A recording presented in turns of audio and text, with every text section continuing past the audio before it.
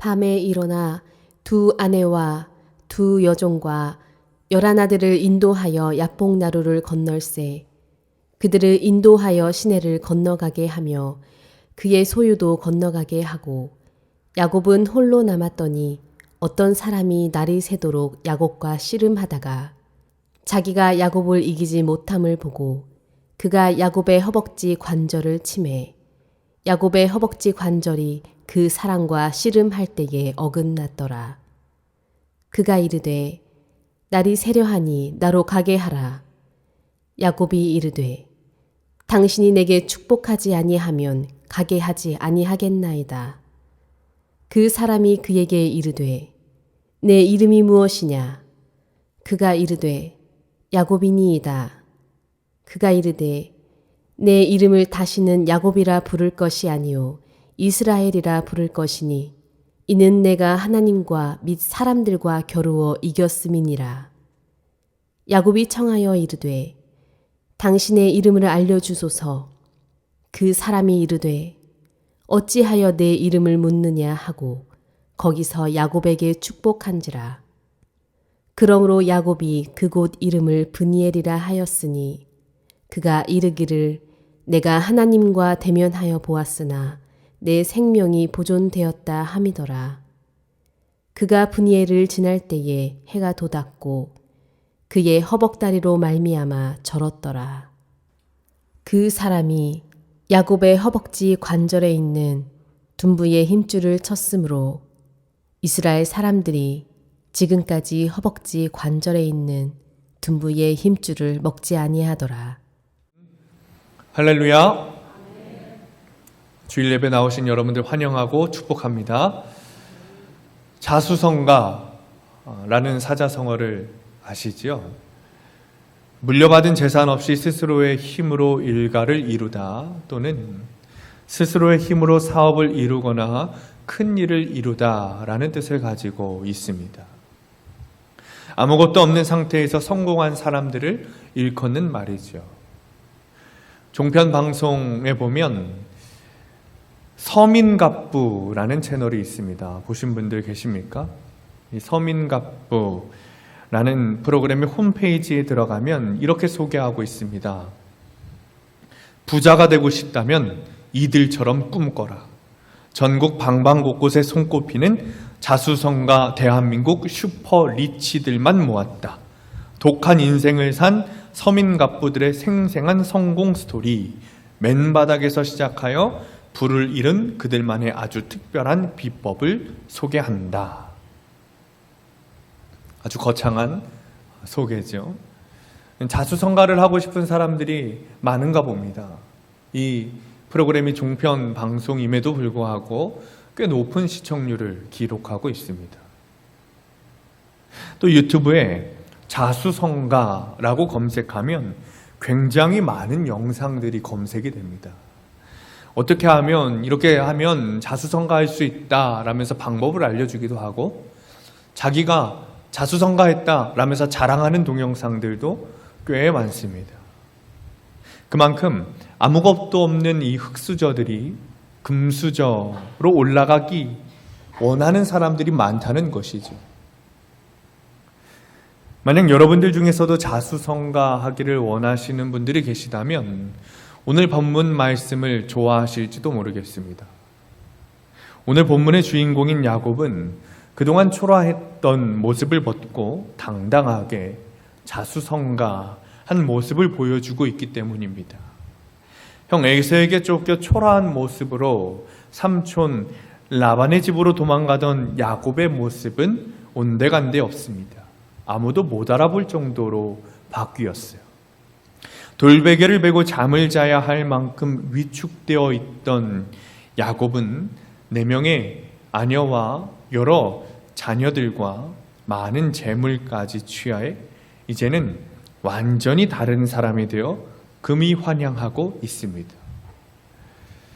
그의 모습은 이미 부족할 것 없어 보일 만큼 큰 일가를 이루었습니다.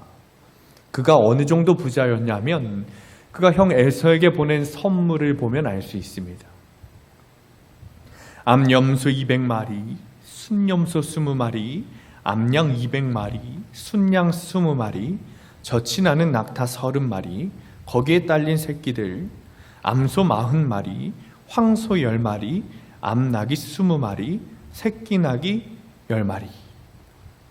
이것들이 야곱이 준비한 선물이었습니다. 자기가 가진 재산이 이 정도라고 해도 부자일 텐데 선물이 이 정도면 정말 엄청난 부자가 된 것이죠. 성경 속의 자수성가의 아이콘입니다. 이미 엄청난 재력가로 성공했지만 야곱은 무언가 조금 부족했던 것 같아요. 아니면 탐욕이 하늘을 찔렀는지 여전히 축복을 구합니다. 본문 26절에 이렇게 말합니다. 야곱이 이르되 당신이 내게 축복하지 아니하면 가게 하지 아니하겠나이다. 그러나 우리는 그 축복이 재물을 위한 축복이 아니라는 것을 이미 알고 있습니다. 본문의 앞장인 31장을 보면 자신을 쫓아온 삼촌 라반에게 아주 당당한 모습을 보이는 야곱입니다. 자신의 생명만 보존하기를 원하며 삼촌의 일을 대신해 주던 그 야곱의 모습은 사라졌습니다. 이미 그는 큰 일가를 이루었고 대단한 재력가가 되었어요. 그러므로 자신감이 넘치는 모습으로 삼촌 라반에게 당당하게 자신의 의견을 말하고 따지기까지 합니다. 두려울 것이 없는 모습이에요. 그런데 야곱의 걸음이 멈춰섰어요. 의기양양하게 고향집으로 돌아갈 것만 같았던 이 야곱의 걸음이 고향집을 가까이 두고 야복강이라는 곳에 걸음이 멈춰섰습니다. 당당하고 자신감 넘쳐 보였던 야곱의 걸음이 고향집과 가까워지면 가까워질수록 그의 보폭이 줄어들기 시작했어요. 그의 모습은 굉장히 초조해 보이고 불안해 보이고 두려워하는 것 같아 보였습니다. 자신의 생명처럼 여기던 재물들과 가족들을 강 너머로 보냈지만 그의 발걸음은 이상하게 약복강가에 머물고 있었어요. 그 이유는 형 에서 때문이었습니다. 야곱은 20년 전 형 에서에게 장자권을 빼앗고 대신 아버지 이삭에게 축복을 받았습니다. 그런데 아이러니하게도 20년 후 에서를 향한 두려움 때문에 자신이 가졌다고 생각했던 축복을 다시 구하고 있는 것입니다. 20년이라는 세월 동안 잊은 듯한 기억이었지만 고향집에 다가가면 다가갈수록 두려움에 사로잡히게 됩니다. 그리고 갑자기 장면이 바뀝니다. 어디선가 한 사람이 나타나 야곱과 씨름을 합니다. 그런데 이 씨름이 얼마나 길었던지 시간이 지나 밤을 새워 동이 틀 때까지 씨름을 합니다. 이 어떤 사람은 본문에서는 하나님으로 여겨집니다. 그러나 호세아서 12장에 보면 천사로 이해되고 있어요. 누구인지 분명하진 않지만 신적인 존재라는 것은 분명합니다. 그런 야곱이 이 신적인 존재와 밤새도록 씨름하고 있는 거예요. 야곱은 살면서 씨름을 굉장히 많이 해온 사람입니다. 야곱은 어머니 뱃속에서부터 에서와 싸웠고 어머니 태에서 나올 때 에서의 발 뒤꿈치를 잡으며 나온 사람이에요. 에서의 장차권과 축복을 가로채는 씨름을 했습니다. 뿐만 아니라 그는 여러 사람이 굴려야 움직일 수 있는 우물의 돌을 굴리기 위해 씨름했고 라헬을 얻기 위해 그리고 재산을 늘리기 위해 삼촌 라반과 씨름했던 사람입니다. 그리고 이제 하나님으로 밝혀질 그 어떤 사람과 또다시 씨름을 하고 있는 것이죠. 물론 여러 가지 정황으로 보았을 때 이 야곱과 이 어떤 사람과의 씨름은 육체적인 씨름으로 보이지는 않습니다. 당시 야곱의 나이가 97세였어요. 그의 신체 상태는 평범한 사람과 겨루어도 버티기 어려운 상태입니다. 본문의 어떤 사람, 즉 신적인 존재에게 육체적으로 도전한다. 그것은 쉽지 않은 일이죠. 또 그 어떤 사람은 분명 야곱보다 센 힘을 가지고 있었습니다. 이 사람이 야곱의 허벅지 관절을 한 번에 어긋나게 한 것을 보면 알 수 있습니다. 그러니 이 어떤 사람, 이 신적인 존재가 자신이 야곱을 이기지 못하겠다라고 말한 것은 야곱이 신체상으로 그 사람을 능가하고 있었다는 말은 아닙니다. 그러므로 지금 야곱과 이 신적인 존재, 오늘 본문에서는 하나님이라고 했으니 우리가 이제 계속 하나님이라고 할 텐데, 이 야곱과 하나님이 서 있는 장소는 육적인 씨름판이 아니라 영적인 씨름판인 것이죠. 어쨌든 이 씨름판이 육적이든 영적이든 흥미로운 것은 이 신적인 존재가 야곱을 이기기 어렵겠다고 판단했다는 거예요. 그리고 이 사내가 조금 비겁한 일을 하는데 갑작스레 야곱의 허벅지 관절을 쳐 어긋나게 하는 것이죠. 사실 이 영적인 싸움도 체력이 뒷받침이 되어야 싸울 수 있는 겁니다. 체력이 되어야 기도도 하고, 체력이 되어야 예배도 하고, 체력이 되어야 섬김도 하고 사역도 하는 거죠. 그런데 야곱이 그럴 수 없는 상황이 되어버렸어요. 다리를 못 쓰게 된 겁니다. 씨름을 하기 전 야곱의 상황을 좀 보십시오. 다 되었다라고 생각하고 금이 환영하던 야곱이었어요. 그런데 그 자신 앞에 자신을 원수로 여길 것이 분명한 형 에서가 나타납니다. 장정 400명을 데리고 나타납니다. 야곱의 마음 상태가 어떻겠습니까? 무너져 내렸겠죠. 두려워하고 있는 상황이겠죠. 자신은 뒤로 빠져 있은 채 재물과 가족을 먼저 강 너머로 보낸 일을 보면 알 수 있습니다. 그런데 야곱은 건강하던 자신의 육체마저 사라지고 말았어요. 마음도 무너졌는데 이 건강마저 어려워지고 만 거예요. 걷지 못하는 상황이 된 겁니다. 누가 봐도 포기할 수 있는 상황입니다. 이제는 다 끝났구나 라고 생각할 수 있는 상황이에요. 가장으로서, 한 일가의 수장으로서 너무 지치고 힘들고 놓고 싶었지만 아내를 위해서, 자녀들을 위해서, 딸린 식구들을 위해서 씨름하던 야곱에게 이제 손을 놓아도 될 기회가 온 겁니다. 누가 보아도 그래, 포기할 만했어, 그 정도면 잘 버텼어 라고 말할 수 있는 상황이었어요. 치열하게 살아와 지쳐있던 야곱에게 포기할 수 있는 기회가 찾아온 거예요.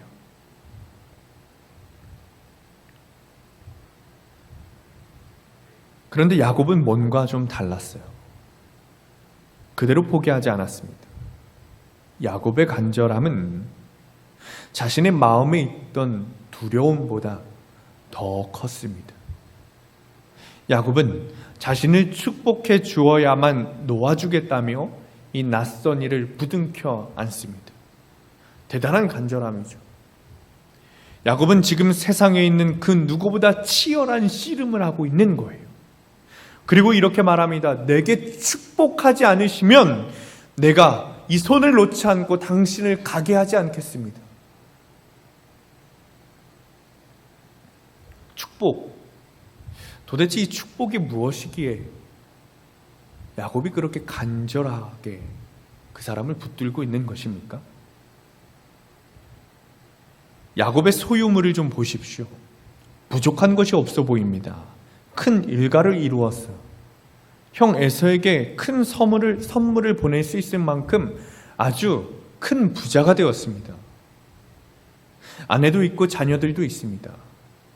고대시대의 전형적인 부자들의 모습입니다. 성공적인 인생입니다. 복된 인생이에요. 야곱은 본인의 모습이 이런 모습이 되기 위해서, 이런 인생이 되기 위해 아버지도 속이고 형도 속이고 결국에는 이룬 자신의 인생입니다.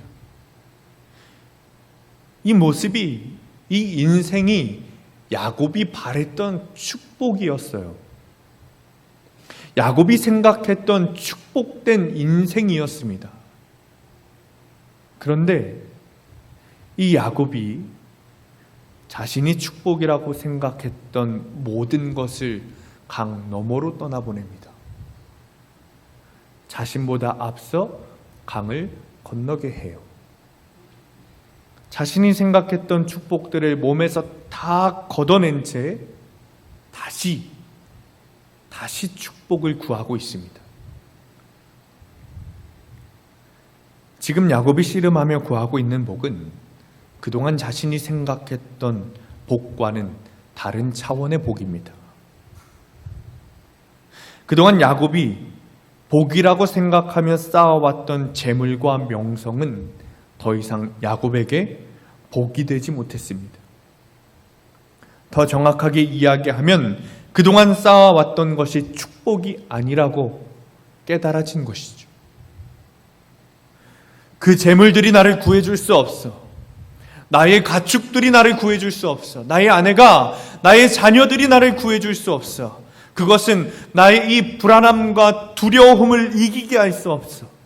나에게 지금 필요한 것은 헛된 가치들로 둘러싸여 있는 내가 아니라 약복강가에 홀로 서 있는 나, 그리고 내 안에 있는 이 두려움과 불안함을 구원해 줄 수 있는 축복, 그 축복이 필요해.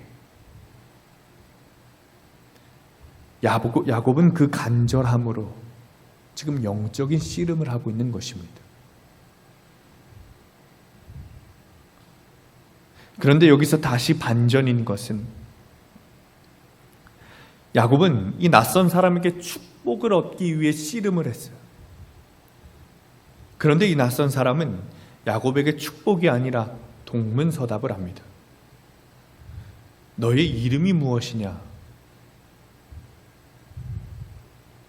그리고는 이제는 너의 이름이 야곱이 아니라 이스라엘이라고 부를 거야.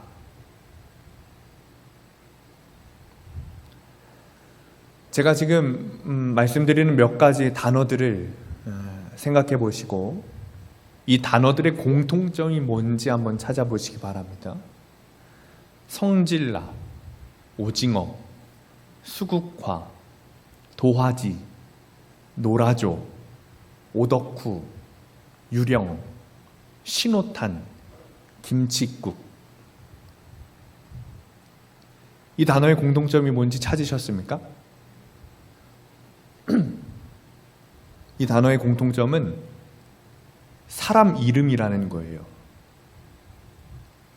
성질나, 오징어, 수국화, 도화지, 유령, 신호탄, 김칫국. 2019년에 개명 신청자 명단입니다. 정말 부모가 지었을까? 라고 싶을 정도로 정말 특이한 이름이죠. 사람이 가지는 이름이 중요하다는 것을 생각해 봤을 때 한편으로는 안타깝다고 생각이 들고 한편으로는 이런 사람들이 개명 신청을 하는구나. 잘 개명 신청을 잘했다라고 하기 쉽습니다. 제 이름은 한자로 밝을 명자입니다. 가끔 제 이름이 이름 명자를 쓰냐 이렇게 물어보시는 분들이 계세요. 밝은 명자를 써서 세상을 밝히는 사람이 되라 라는 뜻입니다. 아버지께서 지어주신 이름이에요. 제 이름이긴 하지만 참 잘 지어주셨다 싶습니다. 그런데 제 이름에 관한 에피소드, 작은 에피소드가 하나 있습니다. 제가 저희 집의 첫째인데 아버지께서 아들을 낳기 전에 이름을 놓고 기도하실 때 하나님께서 창조하신 첫 번째가 빛이니 이 빛광자를 써서 이름을 배광으로 하자 그러셨다는 거예요. 어머니의 간곡한 만류로 다행히 그 광에 비슷한 명자를 써서 배명이 되었습니다. 아주 다행이죠. 하마터면 저도 개명 신청을 할 뻔했습니다. 참고로 저희 막내 동생 이름은 진입니다. 배진. 그런데 이 막내 동생 이름은 면류관에 관자를 따서 배관이 될 뻔했습니다. 다행히도 다시 한번 어머니께서 간곡한 만류로 다른 좋은 이름이 되었습니다. 참 다행이죠. 분명한 것은 사람은 자신의 이름에서 자신의 정체성을 띠게 된다는 거예요. 본문에서 야곱과 씨름하던 사람이 야곱에게 이름을 물어본 것 역시 이런 물음이었습니다. 이 낯선 사람은 하나님이셨습니다. 그러니 야곱의 이름을 모르실 리가 없었어요. 즉, 네 이름이 무엇이냐? 라는 물음은 야곱의 이름을 모르셔서가 아니라 야곱 스스로 너의 삶에 대해 돌아보고 나란 존재가 어떤 사람인가 깨닫기 위해 너는 어떤 사람이냐? 라는 물음이었어요. 곧 야곱은 이렇게 대답합니다. 내 이름은 야곱입니다. 이 대답이 야곱 마음속에 있는 솔직한 대답이었습니다. 야곱이라는 뜻이 무엇입니까?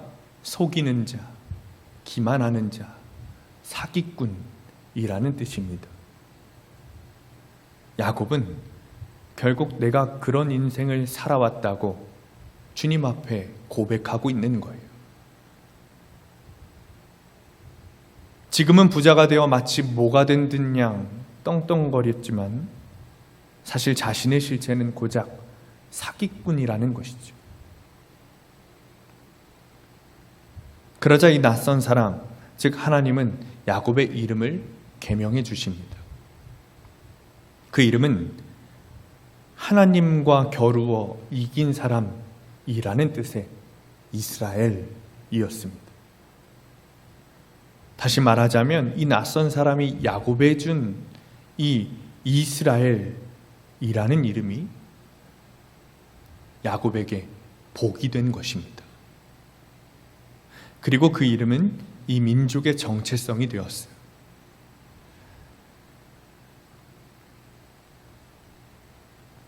저는 이번 주 주어진 교회력 본문이 오늘 말씀인 것을 보고 올게 왔다라고 생각했습니다.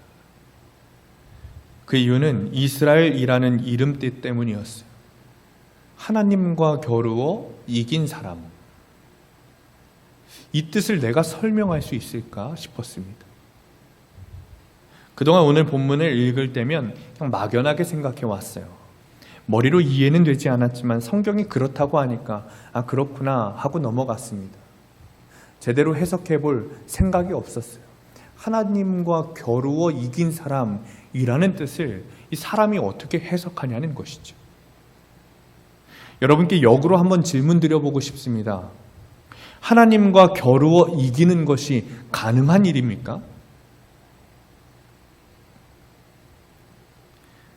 아무리 생각해 보아도 사람이 하나님을 이긴다는 것은 불가능한 일입니다.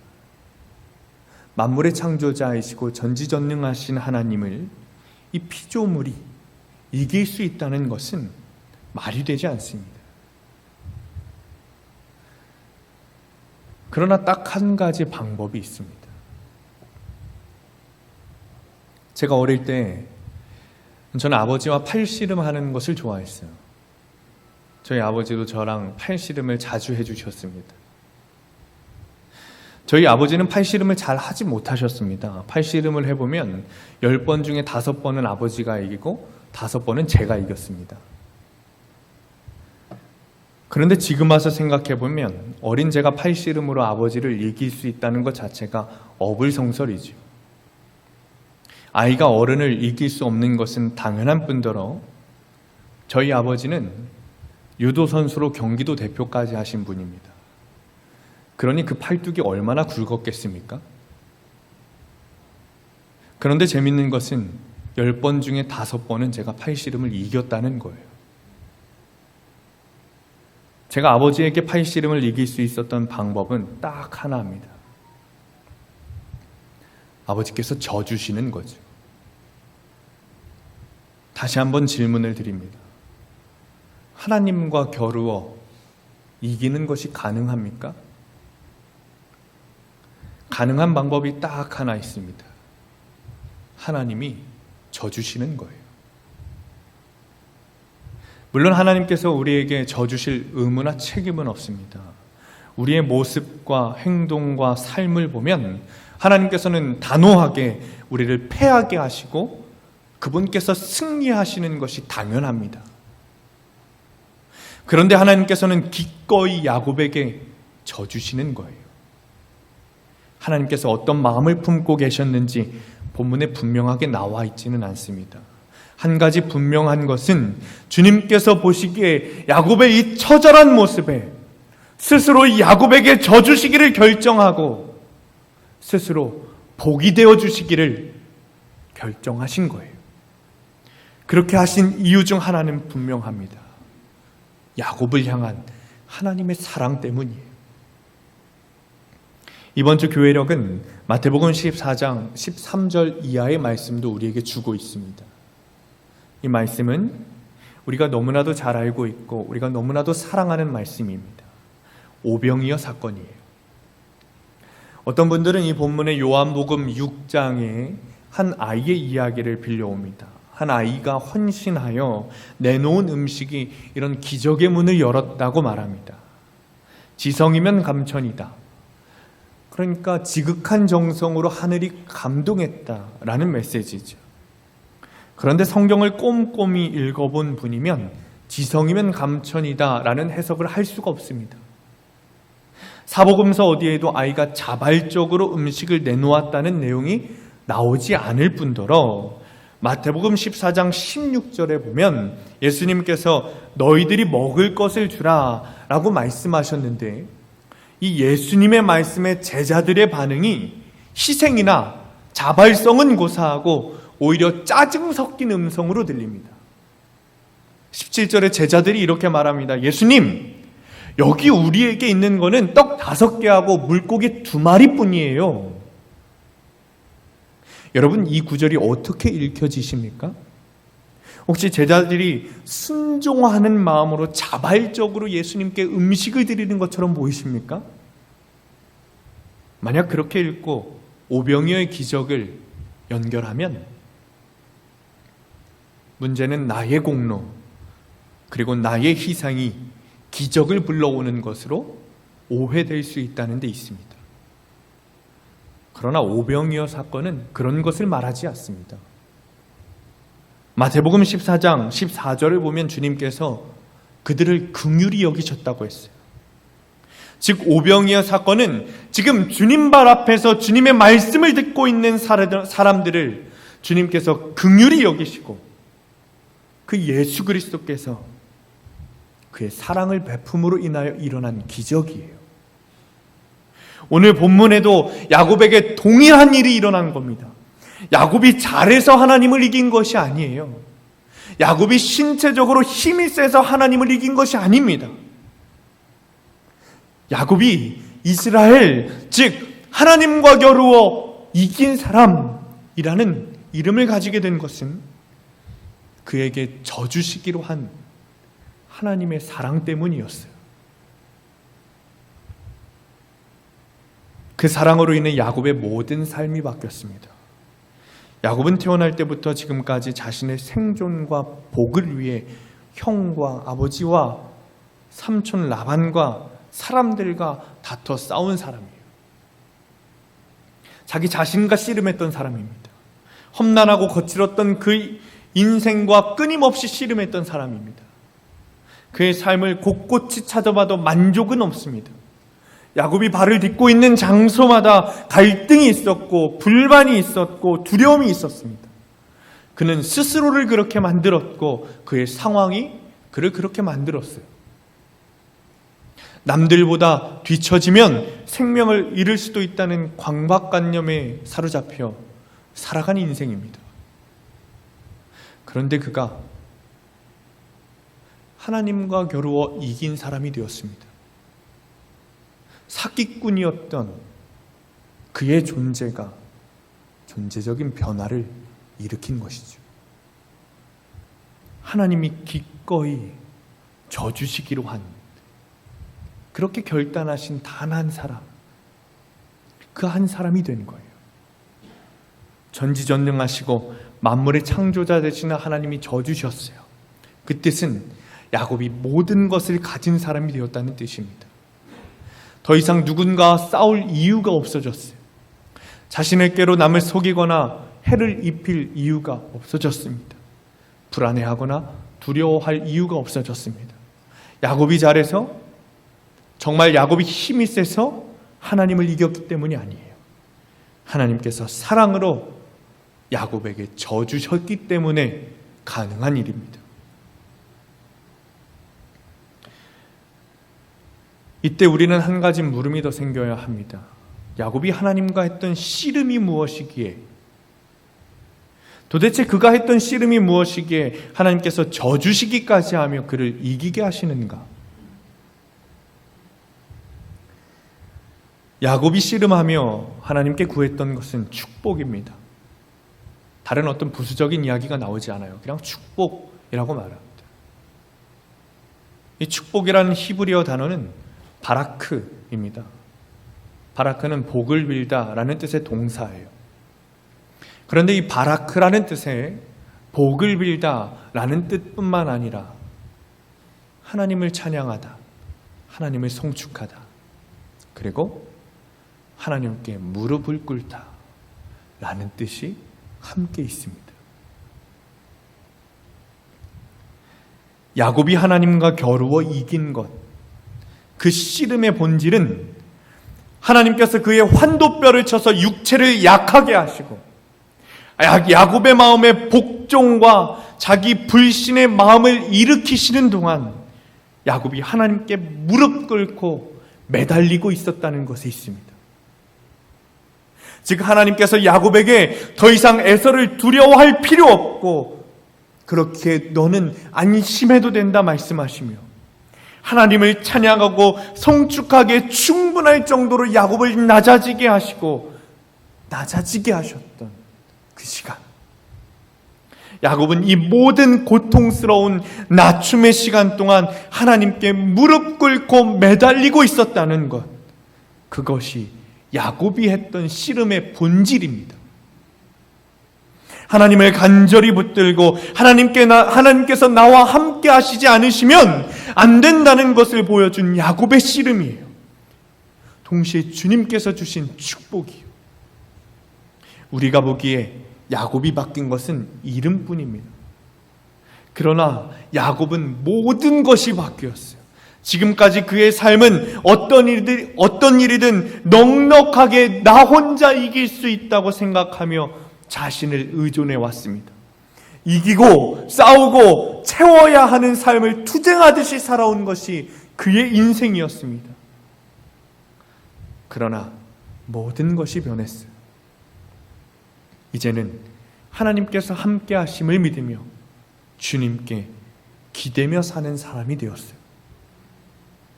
야곱의 상황을 보십시오. 그 상황은 하나도 변하지 않았습니다. 야곱의 문제는 여전히 그대로입니다. 오히려 그는 다리를 절기까지 하게 되었어요. 지금 그의 행색은 말이 아닙니다. 옷은 밤새 씨름하여 헝클어지고 허벅다리는 어긋나 절고 있습니다. 안쓰럽고 불쌍한 모습이에요. 그 모습을 하고 야곱은 아무 말 없이 강을 건넙니다. 그리고 형을 만나러 갑니다. 하루 전만 해도 죽을 것처럼 무서워하며 몸서리치던 길이었어요. 그러나 벌써 저 멀리 몰려오고 있는 형 에서와 400명의 장정이 보이는데도 야곱은 이제 두려워하지 않습니다. 불안해하지 않습니다. 하나님이 나와 함께 하신다는 그 경험이 있기 때문이에요. 이제야 야곱을 짓누르던 두려움과 공포, 제 손으로 자기 구원을 이루어내야 한다는 그 쫓기는 삶에서 야곱이 해방된 것이죠. 그에게는 문제가 생겼습니다. 맞습니다. 평생 다리를 절어 살아야 한다는 거예요. 그러나 야곱은 자신의 저는 다리를 보면서 하나님을 만났던 경험을 떠올리게 될 것입니다. 자신의 저는 다리를 보면서 하나님께서 나와 함께하고 계신다는 사실을 잊지 않을 것입니다. 자신의 저는 다리를 보면서 그동안 내가 살아왔던 내 삶들, 내 성격, 나의 모든 것을 다 내려놓고 이제는 나와 함께 하시는 하나님, 그 하나님께만 기대며 그 하나님만 바라보며 살게 될 것입니다. 사랑하는 성도님들, 여러분께 하나님을 향한 간절함이 있습니까? 야곱처럼 밤새도록 무릎 꿇고 주님께 매달리는 그 간절함이 있냐는 거예요. 야곱은 자신의 모든 삶을 내려놓고 홀로 주님께 매달렸어요. 다른 모든 것이 주님과 대체될 수 없다는 것을 깨달았어요. 다시 말해, 하나님께 내 삶의 모든 것을 맡기고 주님께 의지하는 간절함이 여러분께 있냐는 말입니다. 여러분 잘 대답하셔야 합니다. 주님께 내 삶을 맡긴다는 것은, 주님께서 나의 삶에 동행하기를 원하신다는 것은 평생 다리를 절 수 있는 위험이 있는 일입니다. 아니요, 어쩌면 생명을 내놓아야 하는 일일 수도 있습니다. 30절의 야곱은 내가 하나님과 대면하여 보았으나 내 생명이 보존되었다라고 말했습니다. 야곱은 하나님과 대면하면 자기의 생명이 사라질 수도 있다는 위험을 알고 있었어요. 그럼에도 불구하고 하나님께 매달린 거예요. 그럼에도 불구하고 하나님께서 나와 동행하시기를 간절히 구한 것입니다. 많은 성도들이 하나님을 믿는 것을 좋아합니다. 좋은 일이라고 생각합니다. 그러나 하나님만 의지하고 하나님께만 무릎 꿇어야 하는 다리 저는 삶은 싫어합니다. 주님께서 나와 함께 하시기를 구하는 간절함이 없는 거죠. 여전히 내가 가지고 있는 것이 너무 좋습니다. 여전히 그것이 즐겁습니다.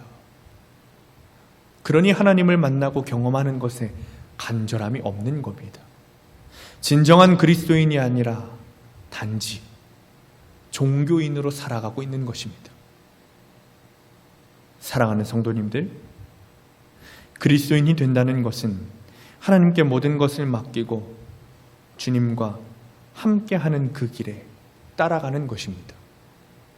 남을 속이고 남의 발 뒤꿈치나 붙잡고 살아야 했던 야곱이 그 밤 자신의 엉덩이 뼈가 부러져 고통스러운 가운데서도 주님께 무릎 꿇고 송축하며 찬양했던 이유, 하나님이 함께 하시고 하나님 때문에 존재하고 하나님으로 인해 살아가는 것이 축복이었기 때문입니다.